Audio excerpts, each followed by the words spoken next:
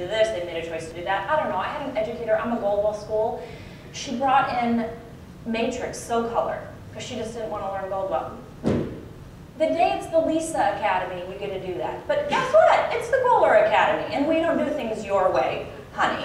So I had to step up. So what I had to start doing was every Tuesday I do a student assembly, and I gather them together because the only way. Oh yeah, there's my apple tree. That's my. You can't be a parent on my apple tree. Every Tuesday from 9 to 10, minus tomorrow when I'm in an airplane. But I'm in front of my students, and I'm in front of them like this. I got my arms around them, and I'm looking at them, and I'm telling them, here's where you are, here's where we're going, here's the journey, the destination is 1,600 hours or 600 hours, and don't give up on me. And I had a student say to me the other day, when are you going to be coming back and doing your sermon? And I was like that is like lawsuit written all over it, right? I'm like, no, that's not a sermon, that's just me sharing. Yeah. Kohler Academy is really a church, yeah. That wouldn't go over so good. But I gather my staff at 8 o'clock, we do a staff meeting, at 9 o'clock we do a student assembly, and everything happens. And then Wednesday, Thursday, Friday, Saturday, we do a pep rally every morning. And if they're not peppy, I said, bye-bye, we're gonna miss you, clock out and go home, because I am so not into this eye-rolling thing. What happened to the world when they decided they could eye-roll every maybe it's just why I got it. We don't eye roll. And we had it's a wonderful policy. It's called the no rock star policy. And you know what? Every behavior that you don't like is rock star. I'm like, ooh, that's kind of a rock star. What are you doing? Like, come on, let's go talk. But that's a little bit of a rock star. What are you doing? Come on. And my other favorite thing is that when a student comes up and goes, I just need, and they're so cute and fun and ready to learn, and they're like, I really need to talk to you. I'm like, okay, come on, let's talk and walk. Never sit. You never sit. Let's talk and walk. Come on, I'm going to the dispense. Come on, we're going to the restrooms. We're going to see who's hanging out in there. Come on, we're going. We're going to go see what's going on in this school. Because the minute you sit, it actually invites too much drama, and I try and put a lot of structure around the coaching. If they really need me, I'll book them at 4:30 in my office hours. But I found that I was, you know that there's a great study that says managers are interrupted every 8 minutes and then it takes them 6.5 minutes to recover. Well, there's the day. I mean, I'm interrupted like every 2.5 minutes. I put blinds up. Now they lift the blind and they go like this. Yeah, you live it. I know you live it. So if someone needs you, yeah, come on, let's talk and walk. And if they really need you, then you can book an appointment with them. Okay, so points of difference for my students, I lay it on them. Day one, I'm like, hi, here you are. You want to make a lot of money? How much? $50,000? This is how you do it. And I run through the whole thing. How they got to sell retail, how they got to up service, how they got to add in a wax, how they got to add in highlights, and their little heads are spinning. And it is awesome because they can never say, I had no idea what was going to happen. We do a 3-day orientation. I have a success coach.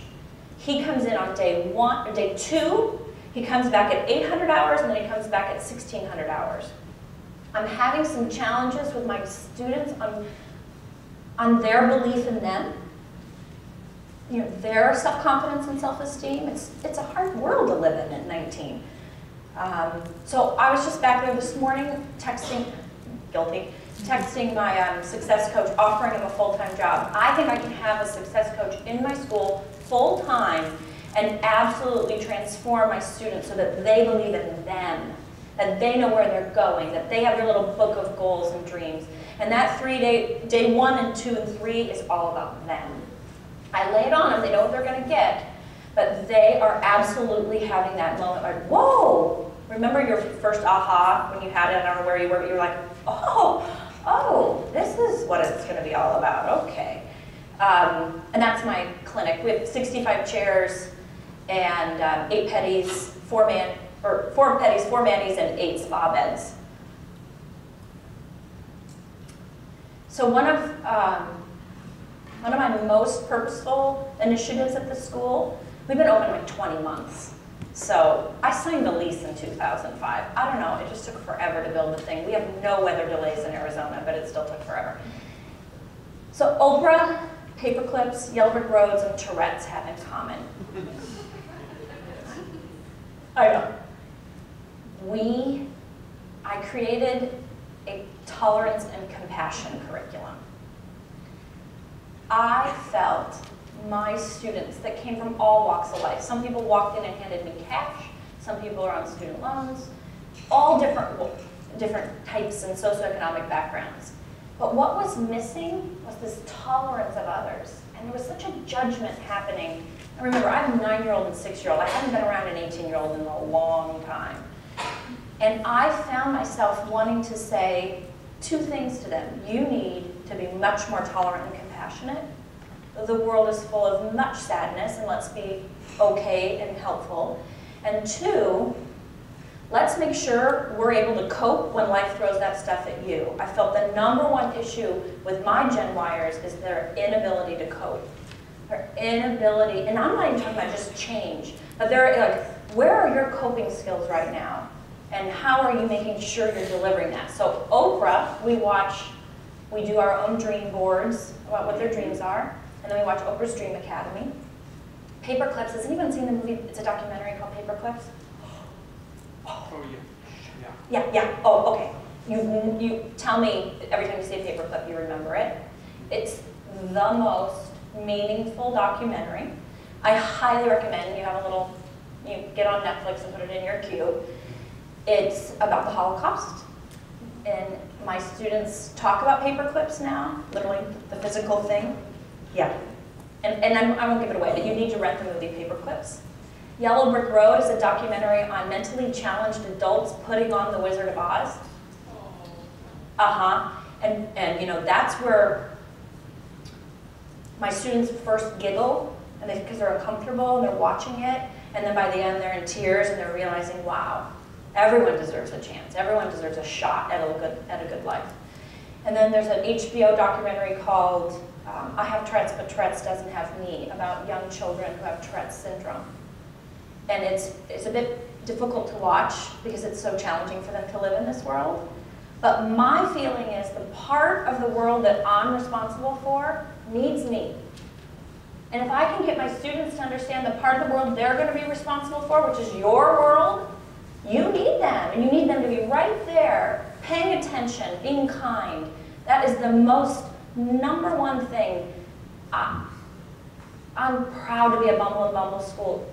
I love hair color. I get it. Pivot Point changes my school's curriculum, absolutely. But I'm developing people that happen to have great skills. The skill set that my students are going to leave with, I believe, will serve you. And we have a rubric. And we use the rubric when we're meeting them. And we say, hi, Rowena, coming in for the career planning interview. We're so happy to have you. Let's set you up for success. Go online and download what you need to be prepared with. Great. She comes in for the interview. She's a prospective student. And at that point, if she's in jeans, if she can't look me in the eye, if she can't shake my hand, I mean shake it. None of this wimpy, girly, silly, boo-boo handshake. We do a whole seminar on handshakes. And I'm not talking about breaking someone's hand. I'm talking about saying, hi, Joe Kohler, who are you?